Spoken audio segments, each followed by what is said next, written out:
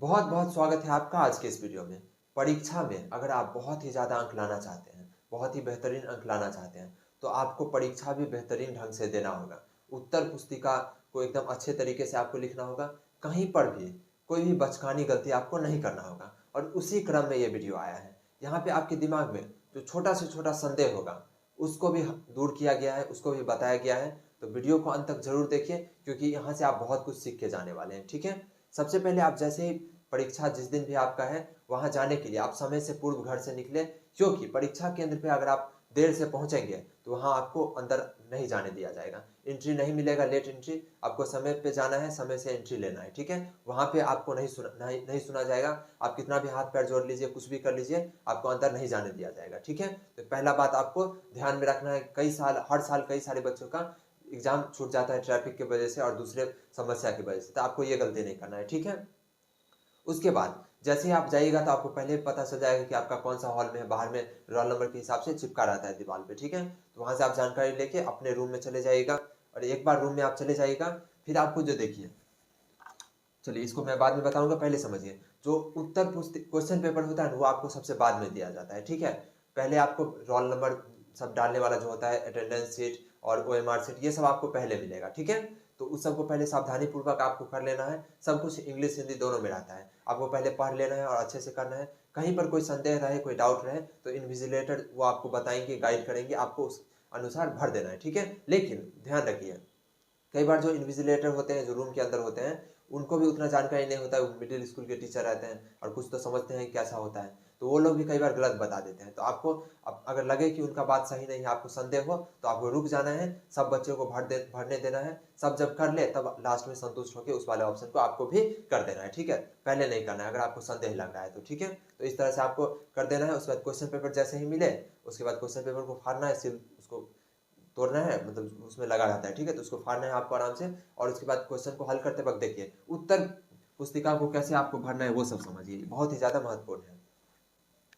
तो इस तरह से रहता है कॉपी, सिंगल लाइन जिसको बोलते हैं वही रहता है। इस तरह से बहुत सारा रहेगा, मतलब और यहाँ लाइन रहेगा।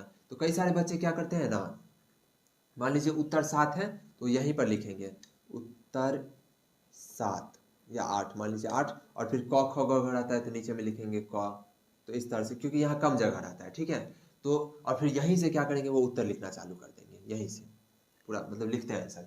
तो आपको ये नहीं करना है। ठीक है, क्योंकि यहाँ लिखेंगे और यहीं से उत्तर लिखेंगे तो ये आपका झप जाएगा, अच्छा से नहीं दिखेगा और परीक्षक जो कॉपी चेक करते हैं उनको अच्छा इंप्रेशन नहीं जाएगा। तो आपको ये ना करके क्या करना है, आपको इस तरह से रहेगा कॉपी, तो आपको यहीं लिख दीजिए, यहीं पर, यहाँ पर बड़ा बड़ा अक्षर में, और उसके बाद ऊपर में लाइन खींच दीजिए मोटा सा। फिर नीचे जहाँ तक रहे, मान लीजिए 2 लाइन में आपको लिखना है तो 2 लाइन में लिखिए बड़ा बड़ा। ठीक है, और उसके बाद यहाँ का पूरा छोड़ दीजिए, यहाँ से उत्तर मत लिखिए। मान लीजिए अगर यहाँ आप लिखते हैं उत्तर 8 तो यहाँ आप पूरा छोड़ दीजिए और नीचे से आप लिखना प्रारंभ कीजिए। ठीक है, और नीचे में आराम से आप लिखिए और टू द पॉइंट लिखिए, ज़्यादा आलतू फालतू आपको लिखने का जरूरत नहीं है। ठीक है, जो आप पेज भरते जा रहे हैं वो सब होता है बीए के एग्जाम में, बीए में ग्रेजुएशन वाले में। यहाँ आपको टू द पॉइंट लिखना है। दीर्घोत्तरीय है तो दीर्घोत्तरीय में भी बातों को ही सही सही लिखना है, बहुत ज़्यादा लंबा करने के चक्कर में कुछ भी आपको नहीं लिखना है। और लघुत्तरीय में तो एकदम टू द पॉइंट आपको लिखना है, पॉइंट बना के सुंदर अच्छे तरीके से। और कहीं पे अगर आप लिख रहे हैं तो पहले एक वाक्य पूरा दिमाग में सोच लीजिए, उसके बाद उसको लिखिए। मान लीजिए 3 नंबर वाला प्रश्न है, 2 नंबर वाला लघुत्तरीय प्रश्न है। ठीक है, उसको आप लिख रहे हैं, लिखते वक्त मान लीजिए कुछ लिखे, फिर आपको लगा नहीं नहीं इससे अच्छा तो ये, आप घस दिए उसको, फिर लिख रहे हैं, तो ये घसने वाला काम आपको नहीं करना है। क्वेश्चन जो आंसर लिख रहे हैं उसका पहले पेज में तो ये सब गलती आपको नहीं करना है, आगे भी नहीं करना है आपको, घसने वाला काम नहीं।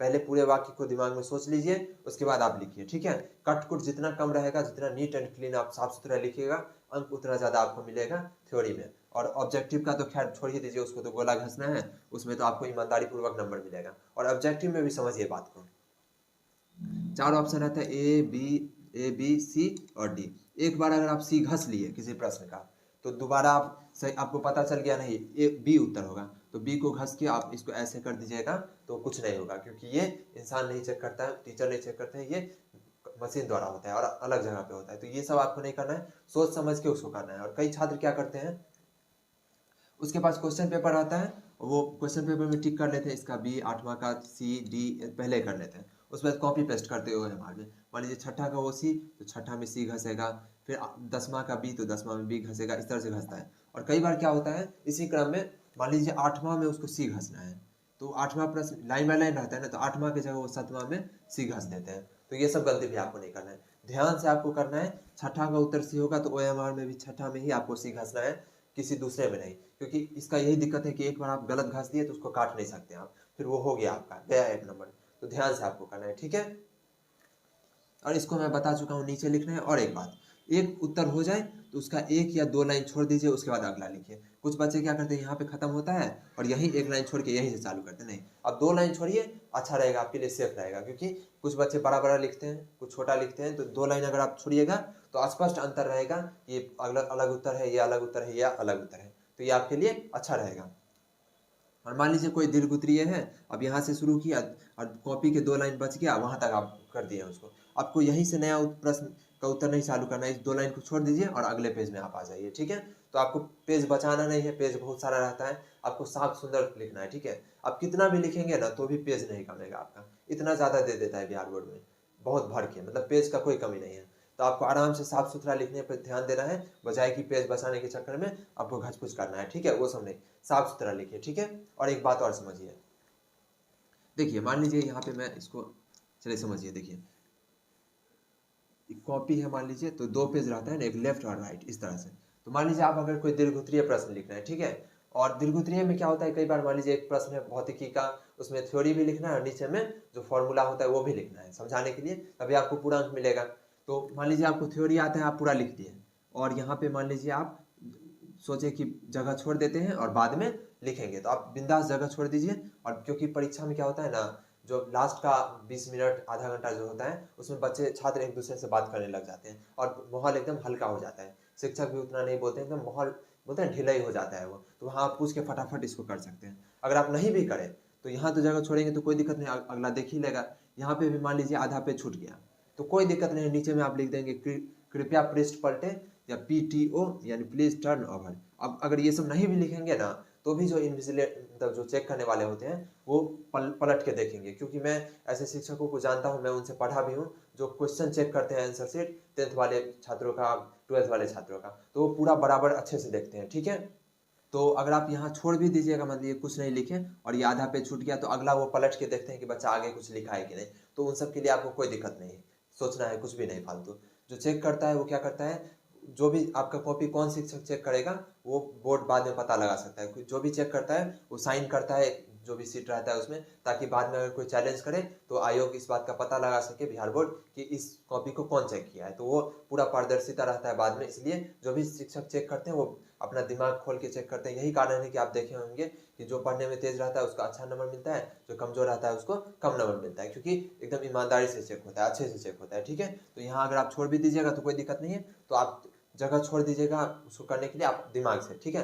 क्योंकि अंक आपको ज़्यादा से ज़्यादा लाना है, ठीक है, इसलिए मैं ये सब आपको बता रहा हूँ। और अगला बात, कई छात्र सोचते हैं कि हम सीक्वेंस में मतलब क्रमागत रूप से 1 2 3 4 क्रमशः लिखना है, पहले 2 का उत्तर फिर 4 का, मान लीजिए 3 नहीं आता है आपको तो ऐसा जरूरी नहीं, आप कहीं कहीं से भी लिख सकते हैं। लेकिन जो नंबरिंग आप दीजिएगा, मान लीजिए ये छठा का उत्तर है, उत्तर 6 अगर आप यहाँ लिख रहे हैं तो साफ साफ छठा में छठा का उत्तर लिखना है, पांचवा में पांचवा का उत्तर लिखना है, चौथा में चौथा का। पता चला आप लिखे उत्तर 6 और लिख रहे हैं यहाँ उत्तर 8, तो ये सब आपको नहीं करना है। नंबरिंग जो होता है वो एकदम सही से आपको देना है, ठीक है। यहाँ पे आपको कोई गलती नहीं करना है, एकदम जो सही जिसके लिए जो अंक है वो नंबरिंग डालना है, फिर उसका उत्तर लिखना है, ठीक है। और कहीं कहीं से आप ऑर्डर कर सकते हैं, क्योंकि 50 नंबर का ऑब्जेक्टिव होता है, तो 50 नंबर तो ऐसे ही चला गया, जो चेक कर रहा है उसके ऊपर कम दबाव है, आप शेष नंबर का ही उसको सब्जेक्टिव चेक करना है। तो बहुत ज़्यादा होता नहीं है जो एग्जामिनर कंफ्यूज हो जाए, ऐसा कुछ नहीं है। तो अपने अनुसार, क्योंकि छात्र कई तरह के होते हैं, कुछ पढ़ने में बहुत तेज होते हैं, उनके लिए वो तो सीधा बना देंगे, लेकिन जो कमजोर छात्र होते हैं वो चुन चुन के बनाते हैं,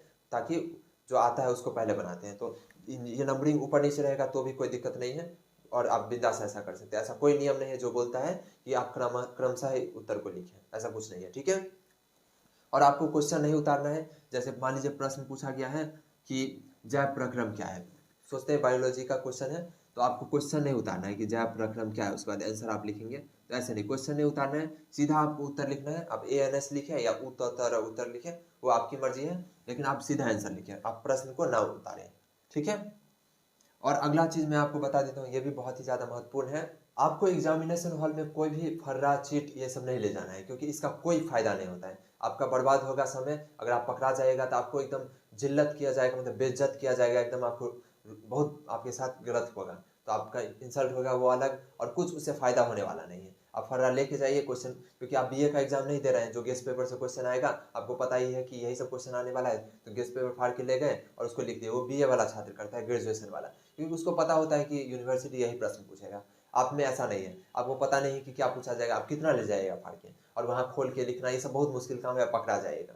तो आपको वो सब गलती नहीं करना है, आराम से आपको ईमानदारी से देना है पेपर को।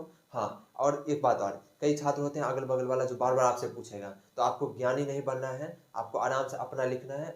एग्जामिनेशन हॉल में कोई किसी का नहीं है, आप अपना लिखिए आराम से। लास्ट में आप अपने फायदे के लिए किसी से थोड़ा पूछ सकते हैं, वो अलग बात है, जब माहौल ढिलाई हो जाता है लास्ट में तो वो अलग बात है, लेकिन आपको किसी को ज्ञानी बन के बताना नहीं है, आपको अपना लिखना है, क्योंकि पकड़ा जाएगा तो आपके साथ दिक्कत होगा, कुछ नहीं तो आपका समय का बर्बादी होगा, आपका आंसर शीट कुछ समय के लिए वो ले लेगा, फिर आपको देर से देगा, आपका समय का बर्बादी होगा, तो आपको वो सब नहीं करना, अपने लिखने पे फोकस करना है। और मैं बता चुका हूँ कि अच्छे साफ सुथरा सुंदर ढंग से लिखना है आपको, ये तो समझ में आ गया आपको। और एक बात और, अभी परीक्षा है, ठंड बहुत ज़्यादा है अभी मैं जब वीडियो बना रहा हूँ, तो आप थोड़ा सा अपने हेल्थ का ध्यान रखिए, क्योंकि बीमार पड़ जाइएगा तो फिर दिक्कत हो जाएगा। तो आप आराम से तैयारी कीजिए, और जो भी तैयारी से जुड़ा आपको मदद चाहिए तो चैनल पर जाइए, और उसमें बहुत सारा कंटेंट पड़ा हुआ है, आप देखिए और अपनी तैयारी को एकदम और बूस्ट कीजिए। चलिए अब मैं आपको बताता हूँ कि आपको किस तरह का पेन ले जाना है।